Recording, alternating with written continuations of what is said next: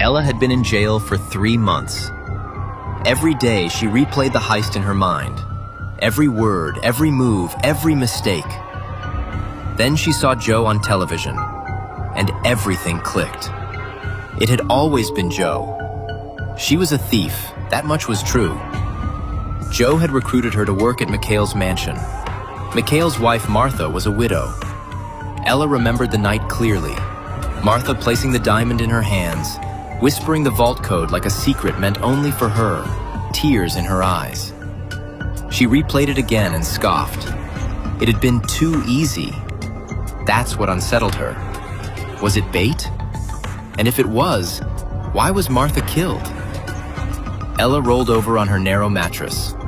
To her knowledge, Martha had died under strange circumstances during the robbery. That made Ella certain Joe had acted alone. After all, he knew she was a thief. Joe looked good on television. The clip lasted barely 10 seconds, just him walking past as a news crew filmed somewhere. Calm, collected, too calm. So Joe was the one holding the ace? Ella had taken the fall and lost her brother. She had spent months replaying everything. Joe was just a chauffeur. But chauffeurs didn't wear Gucci suits. She had an eye for quality. That suit was expensive. Money had to be coming from somewhere. Or Joe had double-crossed her, keeping her distracted. One evening, as Ella lay on her bunk thinking about her next move, a guard approached her cell.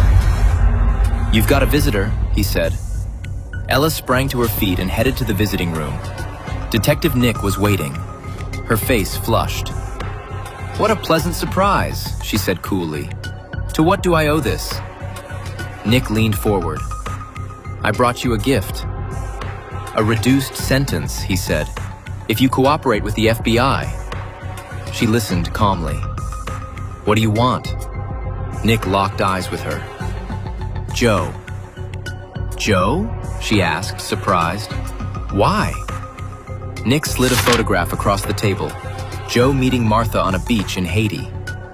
The Martha Ella had worked for. Ella stiffened, then quickly masked it. "When was this taken?" she asked. 2 weeks after the robbery, Nick replied. "It seems Joe planned the heist, and you, my friend, took the bait." "We've been tracking him for 3 months, Nick added, "but we lost him, and the woman." Ella shut her eyes briefly. That's when she knew. The woman found dead in the pool wasn't the Martha she had worked with. Her instincts had been right all along. But she said nothing. "Do you know the woman beside him?" Nick asked. Ella shook her head. "Why? What does she have to do with it?" "She seems familiar," Nick said, "but we can't find her." Ella lowered her head slightly. "If I help you find Joe, what's in it for me?" "At sentencing, you were given 25 years without probation," Nick reminded her. He slid a document across the table. "Work with us. Give us Joe. You serve 2 years and walk." The offer was tempting. "I need a lawyer," Ella said softly. "One I choose." Nick hadn't expected that. She truly was a fox. 2 days later, the deal was signed. Ella walked out of prison breathing free air. Nick watched carefully. He knew she wasn't finished. A car pulled up and sped away with Ella in the passenger seat. Nick followed at a distance. Earlier, Ella had received an envelope containing a credit card loaded with $30,000. She checked into a motel and made quiet, calculated calls to people from her past. She understood everything now. Before sunrise, she left. Nick saw her enter a taxi. This time, he switched vehicles. He knew she had spotted him earlier. They stopped in a dark alley. Nick hesitated. 10 minutes later, Ella tapped on his window and handed him a small envelope. "Look for Joe here," she said. Inside were coordinates. Within an hour, Joe was located in Miami. But there was a problem. Ella had disappeared. Before her release, the FBI had secretly implanted a microchip tracker while she was sedated. They traced it to an abandoned house. The chip was there. She wasn't. Beside it was a note. I gave you something. I believe you will find what you're looking for." Nick smiled slowly. "She knew she was being tracked," he murmured. He immediately called Lydia, a field agent who could track anyone, and sent her Ella's photo. While they were speaking, another call came in. Joe had been found, dead. Professional hit. 2 days later, in Haiti, Lydia spotted Ella watching a woman, the same woman in the photograph Nick had shown her. It was Martha, not the one found dead in the pool. She looked altered but recognizable. Ella watched closely. Martha looked ordinary. Perhaps she too had been part of the scheme, a worker just like Ella. Then Ella noticed the ring on Martha's left hand. It sparkled. A diamond. She smiled, hiding loot in plain sight. Very smart. Everything made sense now. She had been a pawn, but this time she would do it right. No emotions. As she prepared to move, she noticed the bodyguards, armed, dangerous. Ella waited. Back in Miami, Nick searched Joe's hotel room. Joe had been lured there with a burner phone. No cameras covered the entrance. Too clean. But a camera nearby was still active. The footage showed an unmarked van. The occupants walked toward the hotel. Russian. Nick felt it instantly. Then Lydia called. "She's in Haiti," she said, watching a woman locals call Elena. Photos followed.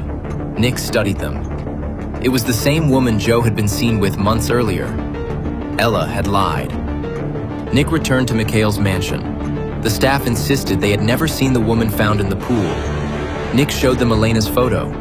They recognized her immediately.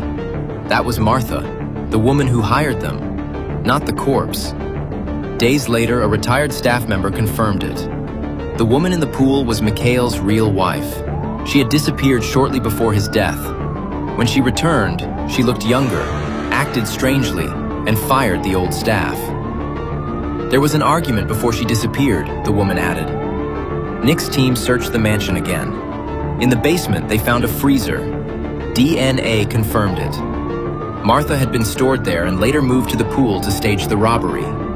Elena was the double. "Maybe she killed Mikhail," Nick said quietly. Then Lydia called again. "I can't find Ella," she said flatly. "And Elena is dead. Shot in the head." Nick sat down slowly. Joe was dead. Elena was dead. Ella was missing.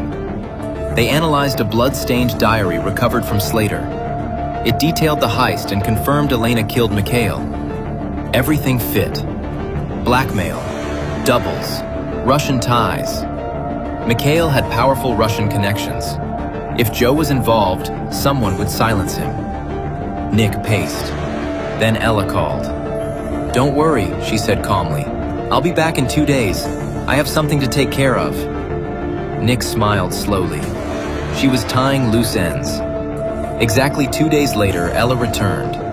She walked into the station and requested to be taken back into custody. "You can go," Nick said. Ella shook her head. "No, I'll serve my time, as agreed." Nick understood. Joe was gone. Inside prison, Ella wouldn't have to look over her shoulder. 2 years, Nick muttered. Safer behind bars. Nick turned away as Ella was cuffed and led back to prison. This time, on her own terms.